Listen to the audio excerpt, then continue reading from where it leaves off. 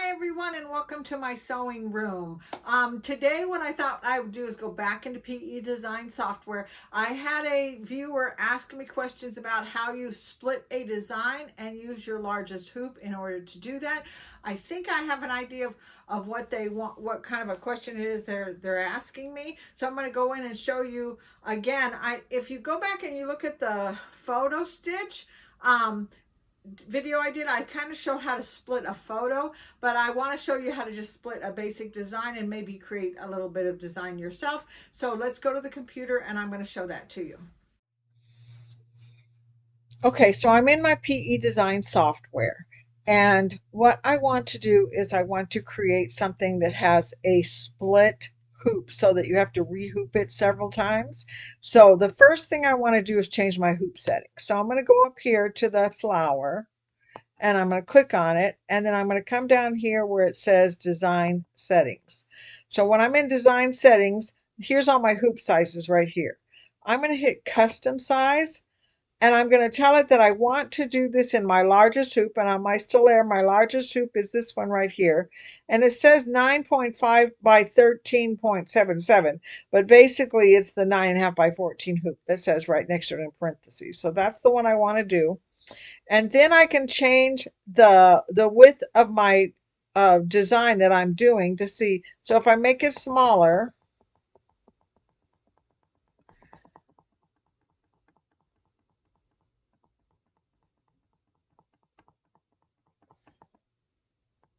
this is not going very fast, but if I make it smaller, the hoop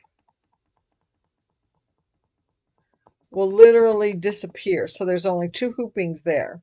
And if I make it longer this way, let's go the other way. There it goes. Now it's moving faster. I can do the hoopings up and down and sideways. So you can kind of change it to however big you want this to be. You could actually make it into the size of your quilt and put an edge to edge in there if you want to. So I'm going to put it back the way I had it. I'm going to make those two disappear. And then I'm going to put this one so it's longer and it fills up this area. So I have three hoopings of my largest hoop. Okay, so then I'm going to say okay, and it's going to appear on the screen like this. And this is the part that's going to split it so that you can sew it out. So now let's make a design that we want to put in here. And I did a little bit of thinking about what I wanted to do here. And I think I'm going to do something that has to do with back to school. So I'm going to go into my lettering and choose a letter and click here. And I'm going to write in capital letters back to and push enter. And then I'm going to grab it and pull it so it's nice and big, like that. And then I'm going to hit the text again and put it here, and SCHOOL, back to school. And I'm going to pull on that, make that nice and big.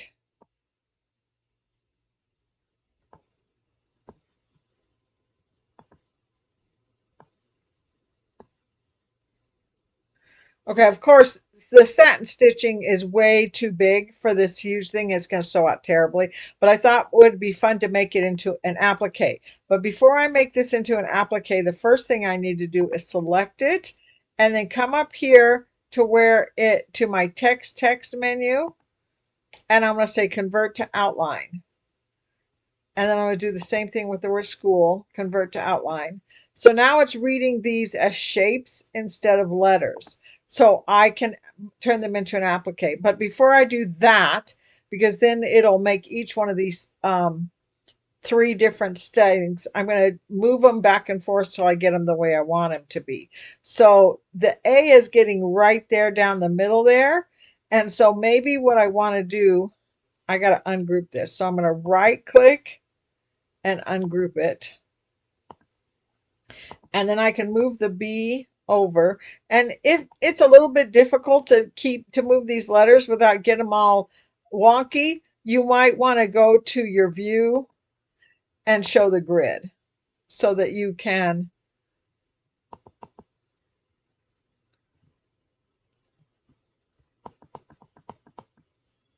Um, I don't know why I have the grid.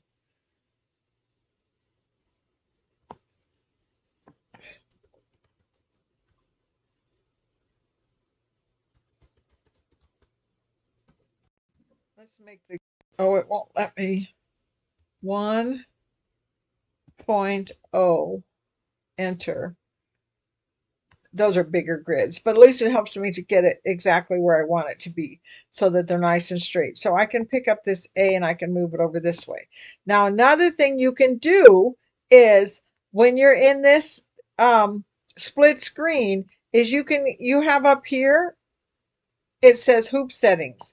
And if I hit hoop settings, there's more move sections, I'm sorry. So when I move the sections, I can actually move my hoopings over just a little bit. And when I move one, the other one moves with it. So it'll actually move it over. It doesn't give me a lot of wiggle room with this one in particular, but I can move it a little bit to get it to split where I want it to split. So, that helps a little bit. And then I'm going to hit the select button. And then if I had had my let's go back up here to my design settings. If I'd had this maybe not quite as big as, see, I have a little wiggle room right there. Whoops, I'm going up. I want to go down. And a little wiggle room there, like that.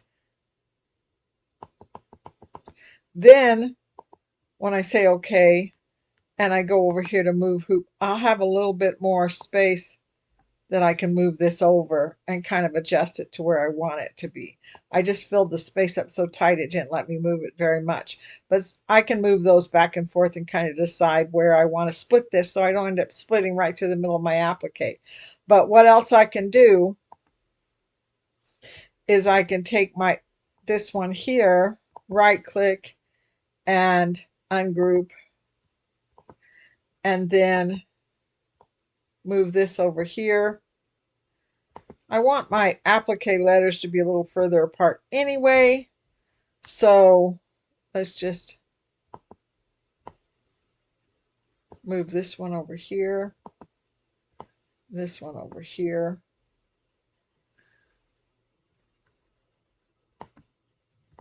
this one over here. So I can kind of mess with the way it's going to split the hoop a little bit. I think I want to move this back this way.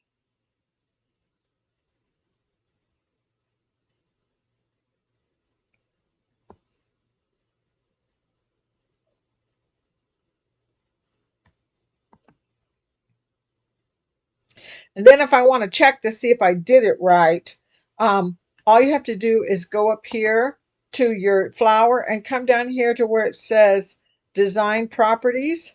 And when you hit design properties, it shows you what your colors are and everything, but it also right here is going to show you what your hoopings are. So the C and the A did not get messed up there. And those letters are good and those letters are good. Nothing's getting split. So that's good. So I'm going to hit cancel and show it the way I want it to be. Now, before, I think what I want to do now is, since they're all where I want them to be, is I'm going to go ahead and select them all. And then I'm going to go home and applique wizard and say okay. And it should turn everything into an applique. So I can applique those. That's good.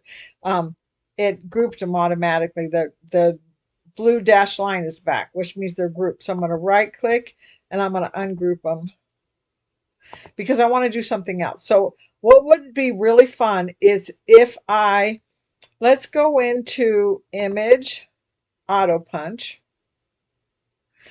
and I'm going to open another image because that apple doesn't really work for me. I want something really, this apple's a lot more simple.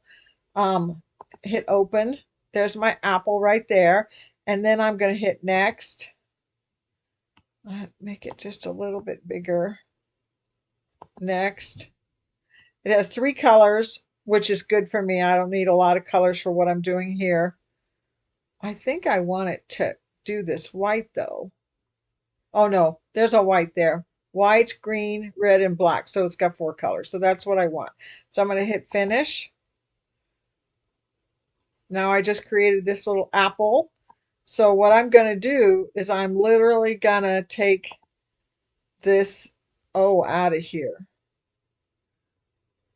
I'm going to just drop. Let's see if I can select the whole thing and push delete.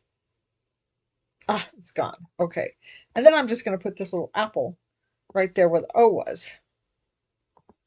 There we go. And now I have created this little back to school design here, and I could add more stuff to it. Maybe put some pencils in there or something like that. That might be fun if you've got a pencil embroidery design.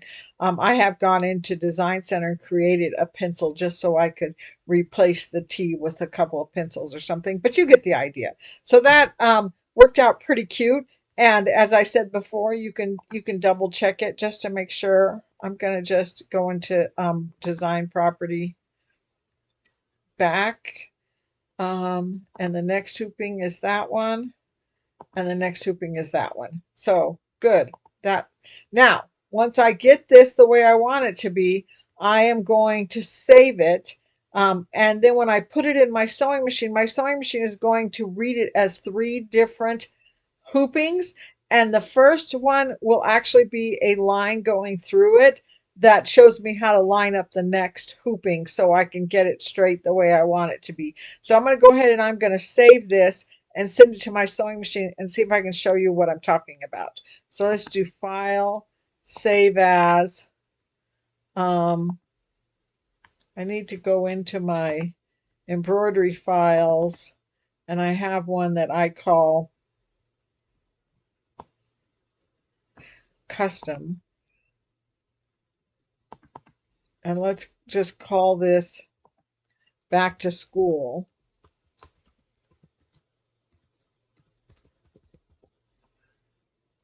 And save that. And then I'm gonna go ahead and save this to a stick as well.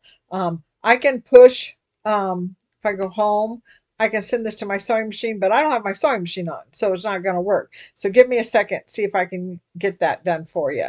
Okay, so what I did was I recreated this entire design in a small hoop. This is actually set up for a 4x4 hoop now, and it doesn't have applique, it just has regular satin stitching on it, so that I can actually sew this out pretty quickly and show you exactly what it is that how to line it up and get the next part going. So I just did that for basically time's sake anyway. So what I'm going to do now that I have it all in here is I'm going to come up here, make sure I'm in the home tab. I'm going to come here to the send and hit send and send to network machine, which my machine is called Stella. And then it should automatically just show it in my sewing machine. Now I'll go over to my machine and I'll check it and I'll see where it is. Okay, so I'm in front of my Solar sewing machine and I'm going to go into embroidery, and then I sent this wirelessly from my software. If you had to save it to a stick, it works the same way. You just hit your USB, but I'm going to hit the wireless and see what I've got in here. And you will see, here's my design right here, the back to school design that I did. So when I touch it, it's going to show this to me. This is the whole design, and it says right here there's 2 hoopings, and there's AA and AB. So we're going to start with AA, and we're going to hit it, and it's going to show me what it's going to embroider, and I'm going to set that down. And it should be, if I come in here and change this to a 4x4, it should fit in the 4x4, and then it has a line. So it's going to sew the letters first, and then it's going to sew an outline right along the line here that will help me when I go to rehoop it to finish out my design. So I'm going to embroider this out, and then I'm going to rehoop it, and I'm going to show you what I'm talking about. So let's do that. Okay, so this is embroidered out now, and I had kind of hoped the bright pink would show up, and I don't think it does. But there's a line that goes right across here that's done in bright pink. That's the last step that the software, your sewing machine, will actually sew out. Now we have to rehoop it, and when we rehoop it, and move it over. I want to move it over so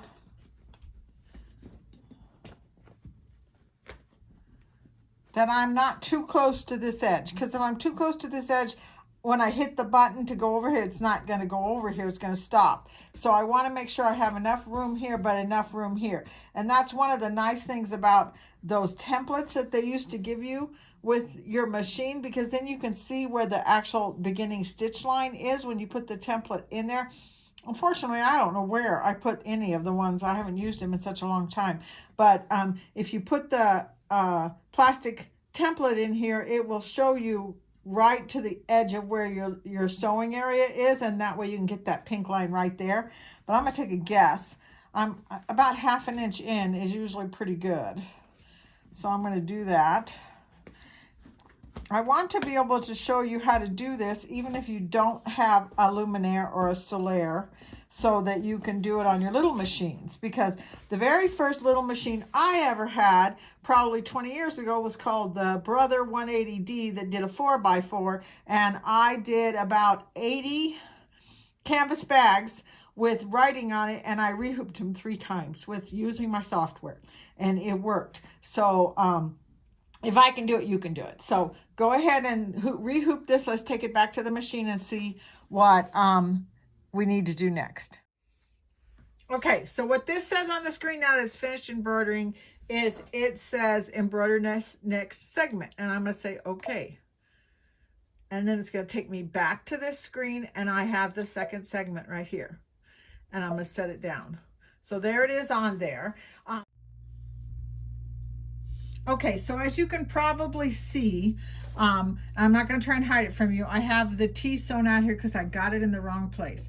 And I think the biggest mistake that I made was I didn't mark a line. And I usually use my friction pins and mark a line all the way across my embroidery design, so that when I rehoop it, I take these little notches on the side of the hoop and I line the line up so that it continuously go straight across, and I don't accidentally tilt it just a little bit like this as I'm rehooping it, and then the line isn't going to be straight and my design isn't going to come out right. But so I put this little ruler in here, and if I put it right up against my pink line, I can see pretty much that this straight line here, there's a notch right here, comes all the way down to this notch down here. So that, I think I got it a little straighter this time, exactly where I wanted it to be. So I'm gonna pray that I got it right this time. So if, I'm gonna move back to the camera. If you have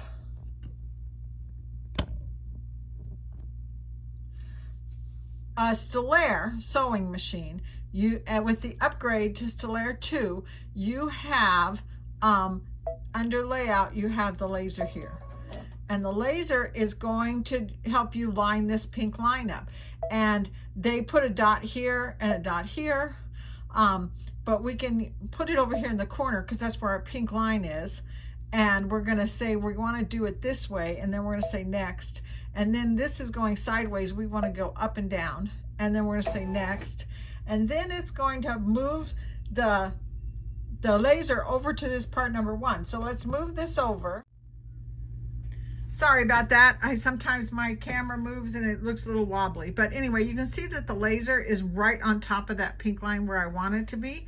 And then when you hit the next button, it should bring it down, and it's right on top right there. And if it's not, go ahead and move it, because there's arrows on your screen that will move it. Sorry, the reason why I blur in and out is because my camera moves, and I don't want you to get dizzy with my camera going everywhere. Anyway, I'm back over here at the screen, and this is the part number 2. That's the laser that you want to line up, and it looks good to me, so I'm going to go ahead and push set, and I'm going to get it where I want it to be. So I want to let you know that if you don't have a Stellaire or a luminaire or anything that will scan it and actually show you where your last embroidery is, the easiest way to do this is just simply push this and then move up here to the top and check and see if the top is at the top, and then check and see if the bottom's at the bottom. And usually you can get pretty darn close to where it's going to be. But one of the things I'll do is I'll push the plus sign and I'll just move up one stitch. Oh, one stitch is going to sew the pink line. So let me move up a color to the T and then do one stitch, and then it'll move the needle to where the top of that T is at, and I can check and see if that's exactly where I want it to start sewing at, make sure that it's lined up properly. So there's a lot of different ways to do it, but we're going to go ahead and we're going to start sewing this out. All I need to do is push go, and hopefully it's going to be in the right place according to the way I used on my settings.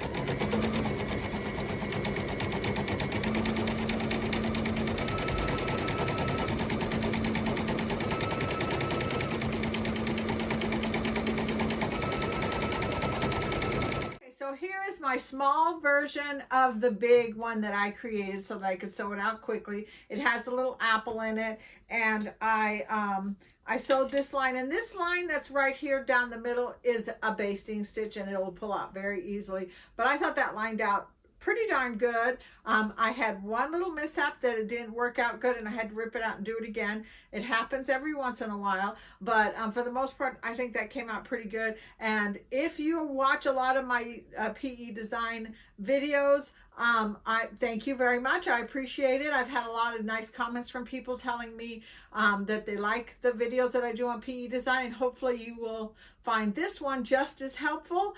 And I just hope you keep coming back and watching more of my videos, and I'll see you next time. Bye-bye.